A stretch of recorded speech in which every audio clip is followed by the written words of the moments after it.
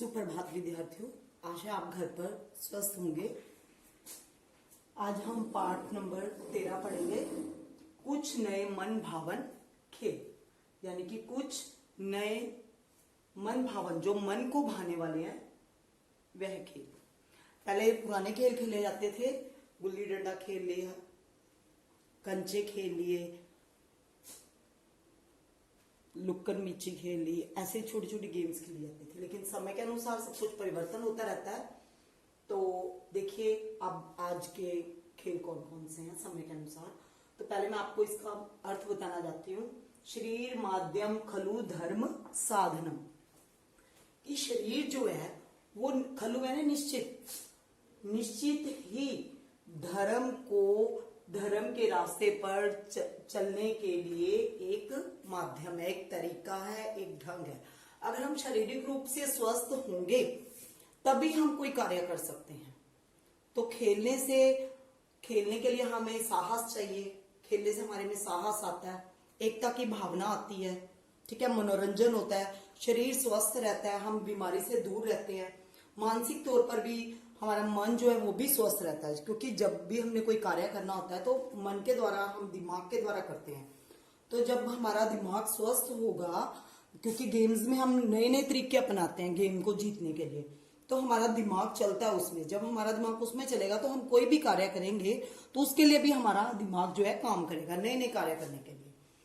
तो आगे देखिए, तो खेलों से क्या है, हमें स्फूर्ति मिलती है, चेतना, साहस, उमंग और आनंद की भावना जो है वो पैदा होती है हमारे में।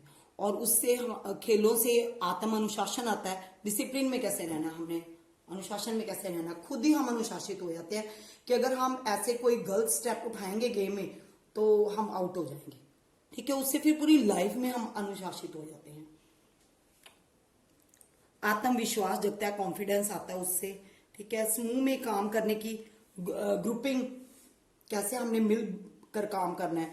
एकाग्रता, मानसिक एकाग्रता का विकास होता है।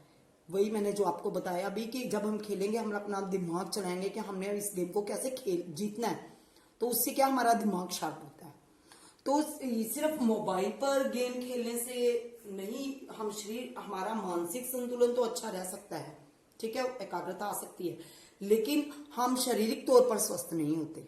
हम सारा दिन बैठे रहते हैं, हमारे खाने की प्रवृत्ति ज्यादा बढ़ जाती है, बैठे बैठे खाते रहते हैं, मोटापा आ जाता है। मोटापा जो है वो बीमारियों का घर है, ठीक है। तो इसलिए हमें बाहर ग्राउंड में जाकर खेलना चाहिए, उससे हम शारीरिक रूप से और मानसिक रूप से स्वस्थ रहेंगे। तो अब देखिए, खेलों के कई भाग हैं।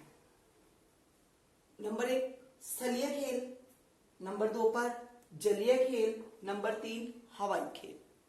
अब देखिए स्थलीय खेल। स्थलीय मीन्स स्थल, भूमि, जमीन, जो जमीन पर खेले जाने वाले खेल। कौन कौन सा है?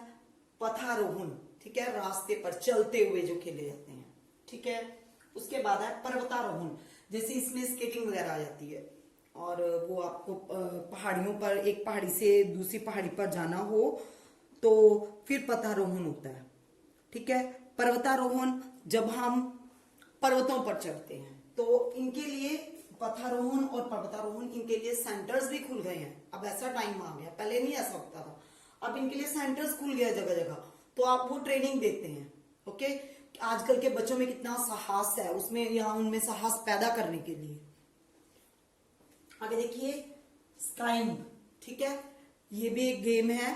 इसमें क्या होता है कि बर्फ पर फिसलने का ये और ये बर्फ पर फिसला जाता है। पहाड़ी ढलानों पर जो बर्फ की मोटी परत होती है वहां जमी होती है, वहीं पर ये गेम खेली जाती है।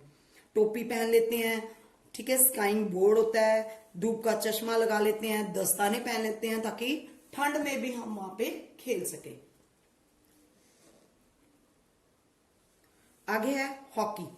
हॉकी तो आपको पता ही है कि 2 ग्रुप्स में खेला जाता है, भारत का प्राचीन खेल है ये। और ये जो हॉकी है, एक आइस हॉकी होती है, ये कनाडा और उत्तरी अमेरिका में खेली जाती है। आइस हॉकी आइस के नाम से ही पता लग रहा है कि वो बर्फ पर खेली जाती है।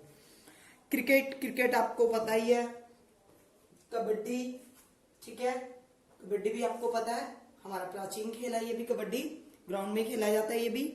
उसके बाद है जलीय खेल। जलीय खेल में आता है वाटर पोलो, राफ्टिंग, कयाकिंग और केनोइंग, ओके।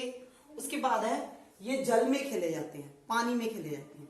उसके बाद है हवाई खेल, बैलूनिंग, पैराग्लाइडिंग और हैंग ग्लाइडिंग और पैरासेलिंग, ये जो है हवाई खेल है, ओके। ये बाहर हवा में, आसमान में खेले जाते हैं।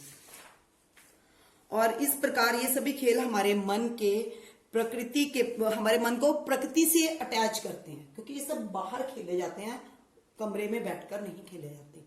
तो हमें हमारे मन को प्रकृति से अटैच करते हैं, उनके साथ मित्रवत व्यवहार करने के लिए हमें प्रोत्साहित करते हैं।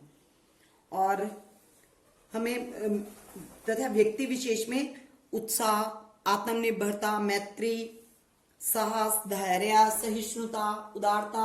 सहिष्णुता, उदारता कैसे? जैसे किसी के चोट लग गई है खेलते हुए आपके किसी मित्र के, तो आप उसको छोड़कर नहीं जाओगे। अगर उसको प्यास लग रही है तो आप उसको पानी भी पिलाओगे, चोट लगी है तो आप सब गेम छोड़ के एकदम से उसके पास जाओगे। तो इसलिए इससे मैत्री और उदारता ऐसे गुण हमारे में पैदा होते हैं। तो मैं आपको यही कहना चाहूंगी, इस पाठ से हमें यही पता लगता है कि अपने शरीर को स्वस्थ रखने के लिए हमें योगा भी करनी चाहिए, ठीक है, और गेम्स भी खेलनी चाहिए। मोबाइल का प्रयोग कम करना चाहिए, क्योंकि इससे गेम्स हैं उसमें भी आप कहोगे मैडम उससे भी तो माइंड शार्प होता है, लेकिन उससे हम फिजिकली नहीं एक्टिव होते, ओके, और आईसाइट वीक होते ही ऐसे हानिकारक होते हैं। लेकिन इन खेलों को खेलने से हमें कोई नुकसान नहीं होता। धन्यवाद।